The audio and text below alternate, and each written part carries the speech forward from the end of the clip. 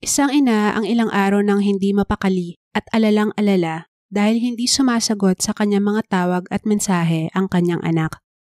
Nang nagawa niya ng lahat ng paraan para makontak o mahanap ito, nagdesisyon na siyang tumawag sa mga pulis. Noong hapong ding yon, natanggap niya ang pinakamasaklap na balitang maaaring marinig ng isang magulang. Ang kanyang anak ay natagpuang wala ng buhay. Brutal na pinaslang kasama ng kanyang kaibigan at mga magulang nito. Hindi matanggap ng inang nangyari at hindi niya maintindihan kung paanong ang masayang mga araw na kasama ng anak ang mga kaibigan ay nauwi sa isang trahedya. Ang kwentong ito ay nagsimula sa simpleng palitan ng mensahe ng dalawang kabataan tungkol sa kanilang paboritong musika. Walang nag-akala na ang kanilang pagkikita ang magtutulak sa isa sa kanila na mag-snap nang hindi nito makuha ang pagtingin at atensyon na kanyang inasahan. Sukdulan ang kanyang naging ganti sa taong umayaw sa kanya at maging ang mga pinakamalalapit dito ay idinamay niya. Ito ang kaso ni Psycho Sam. Si Richard Alden Samuel McCroskey III ay ipinanganak noong December 26, 1988 at siya ay nanirahan sa Castro Valley, California kasama ang kanyang mga magulang at nakatatandang kapatid na babae. Wala masyadong impormasyon tungkol sa childhood ni Richard, pero noong ito'y nasa high school, grabe umano ang pambubuli sa kanya dahil sa kanyang timbang at pulang buhok. Dahil dito, naging mahiyain ang bata at wala rin siyang naging masyadong kaibigan. Pero sabi ng mga nakakakilala sa kanya, magalang at mabait naman daw si Richard.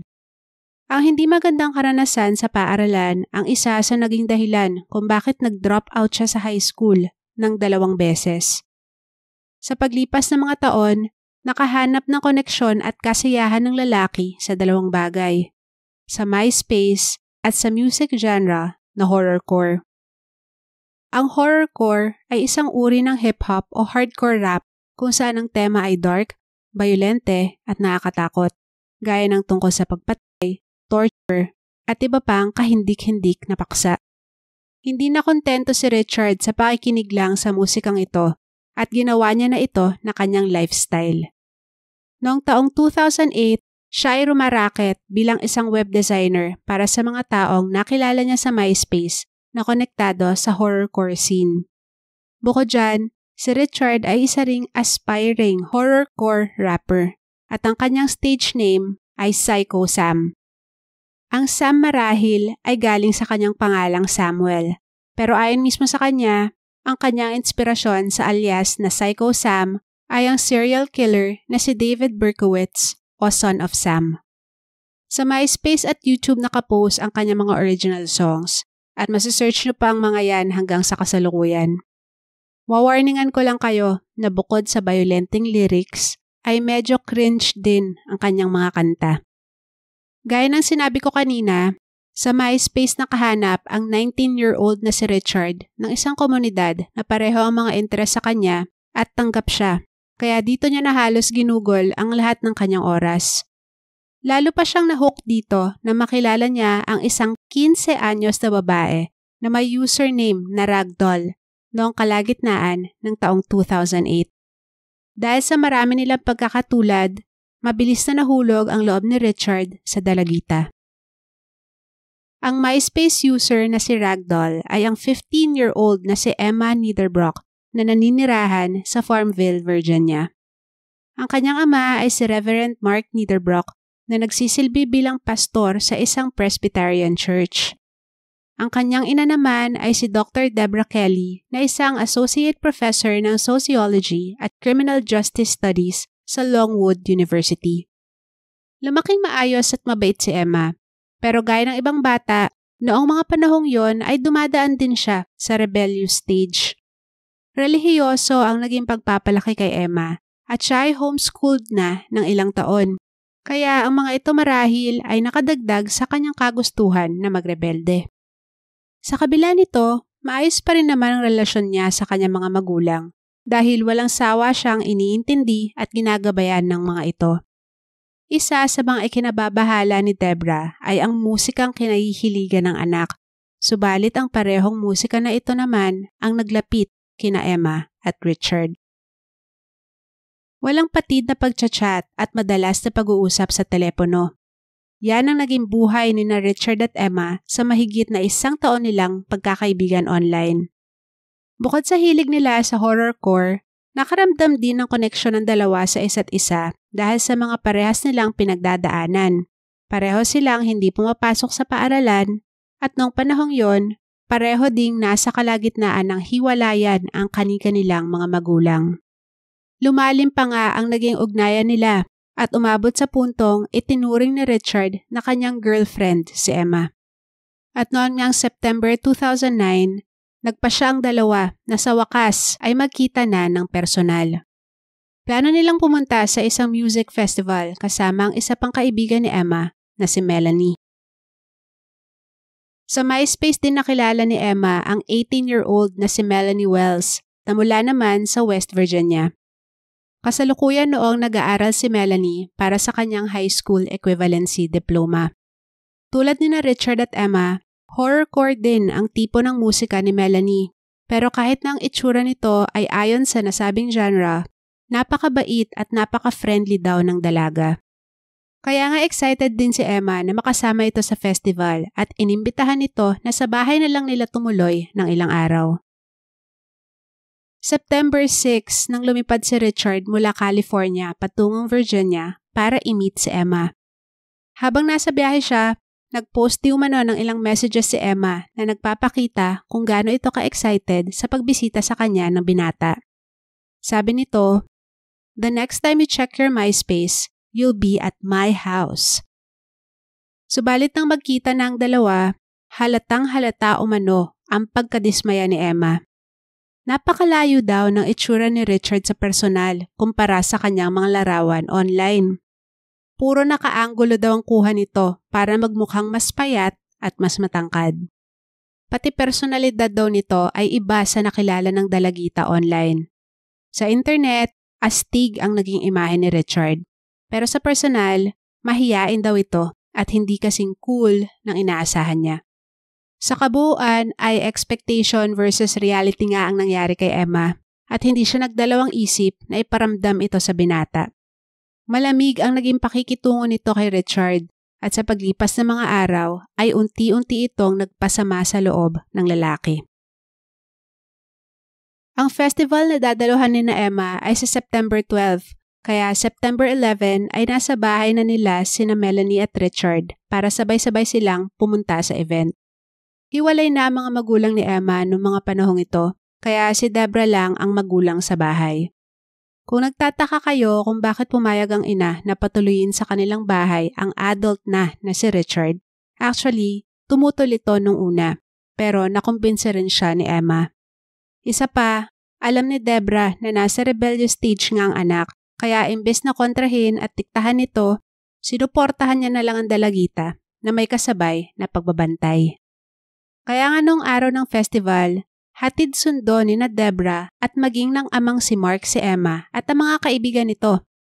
10 oras ang binahe nila para makarating sa Strictly for the Wicked Music Festival na ginanap sa Michigan. Sa concert ay malamig pa rin ang trato ni Emma kay Richard. Ang mas malala pa, nakikipag-flirt umano ang dalagita sa ibang lalaki sa harapan ni Richard. Panay din daw ang pakikipag-text ni Emma sa ibang tao at halos hindi nito pinapansin ng binata. Natapos ang event na nag-enjoy si Emma at Melanie, samantalang broken-hearted, na insulto at galit naman si Richard.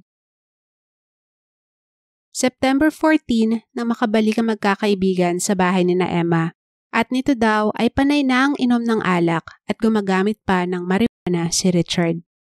Nag-post sa MySpace ng araw na iyon si Melanie. Nagsasabing nag-enjoy siya sa kanilang lakad. Miss niya na ang mga kaibigan at uuwi na siya sa West Virginia sa loob ng 3 araw. Iyon na pala ang huling post ng dalaga at hindi na rin siya makakauwi sa kanila ng buhay. September 15, 2009. 3:00 ng madaling araw, mahimbing pang natutulog sina Melanie, Emma at Deborah. Samantala, si Richard ay gising na at gising pa dahil hindi ito natulog. Bit-bit ang isang martilyo at isang palakol. Tahimik niyang tinungo ang mga kasama sa bahay at isa-isa silang brutal na pinatang. Ang kanyang inuna ay ang 18 anyos na si Melanie na natutulog sa couch sa baba ng bahay. Sunod niyang pinuntahan ang 53-year-old na si Deborah sa kwarto sa second floor. Ang 16 na taong gulang na si Emma naman ay walang awa niyang pinatay habang ito ay natutulog sa kanyang kwarto. Ayon sa kinalaunang autopsy, walang senyales na nanlaban ng mga biktima, kaya marahil ay himbing sa pagtulog ang mga ito at ni walang ideya kung ano ang nakatakdang mangyari sa kanila. Kinabukasan, ilang beses sinubukang kontakin ni Kathleen Wells ang kanyang anak na si Melanie, pero nabigo siya. Nang sumunod na araw, September 17, tumindi na ang pag-aalala nila kaya inutusan niya ang kanyang asawang si Thomas na puntahan na sa bahay ni na Emma ang anak. Pagdating doon, walang sumasagot sa bahay at nagdesisyon si Thomas na maghintay sa labas sakaling may pinuntahan lang ang mga tao ron. 7 oras umanong naghintay sa kanyang sasakyan ng ama ni Melanie pero wala siyang nakitang bakas ng anak o ng kahit sinong nakatira sa bahay na yon. Nang umuwi siya na walang dalang impormasyon, tinawagan na ni Kathleen ang ama ni Emma na si Mark para siya ang pakiusapan na i-check si Melanie.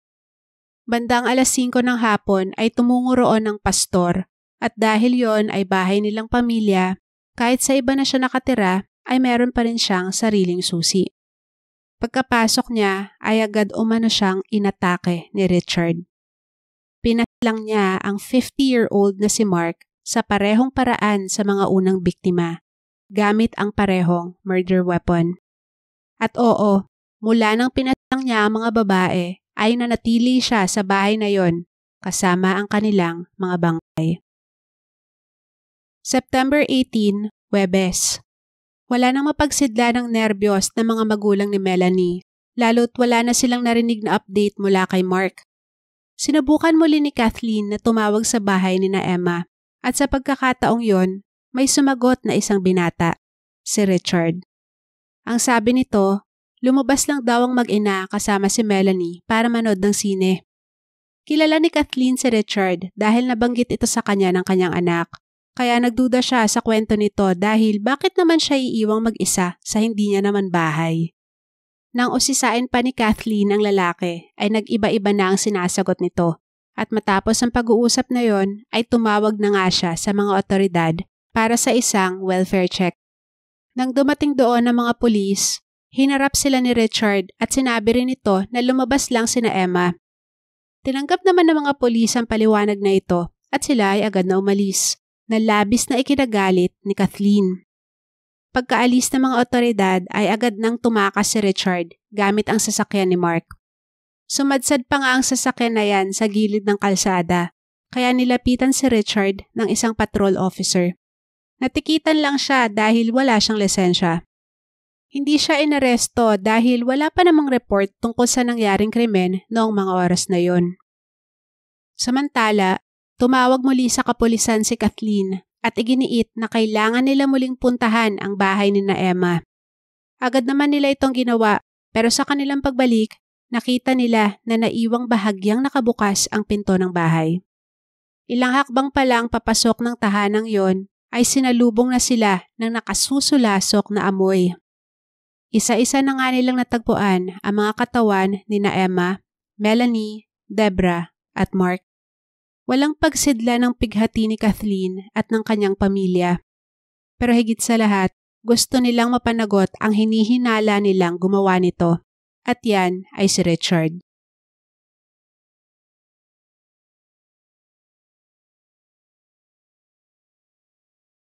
Nang sumadsad ang sasakyan na kanyang ninakaw ay agad itong iniwan ni Richard at siya ay nag-hitchhike patungo sa Richmond International Airport upang tumakas pabalik ng California.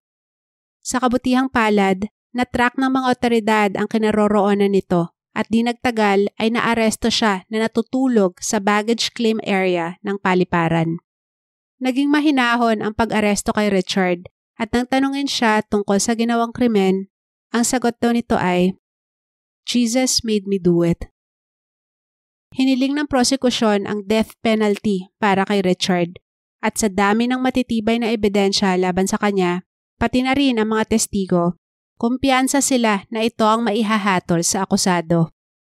Kaya para iligtas ang sarili, noong September 2010 ay nag-plead si Richard McCroskey III ng guilty sa 4 counts ng murder at nabigyan siya ng 4 din na life sentences. Sa kasalukuyan, si Psycho Sam ay nakakulong sa Keene Mountain Correctional Center, isang maximum security prison sa Oakwood, Virginia. Anong masasabi nyo sa kasong ito? Sa inyong palagay, naka-impluwensya ba ang musikang pinakikinggan ni Richard sa krimen na kanyang ginawa? Just share your thoughts in the comment section. Don't forget to like and share this video and subscribe to my channel for more content like this. Bawat engagement nyo sa aking mga videos ay malaking tulong sa aking channel. Thanks for watching at ingat tayong lahat. Bye!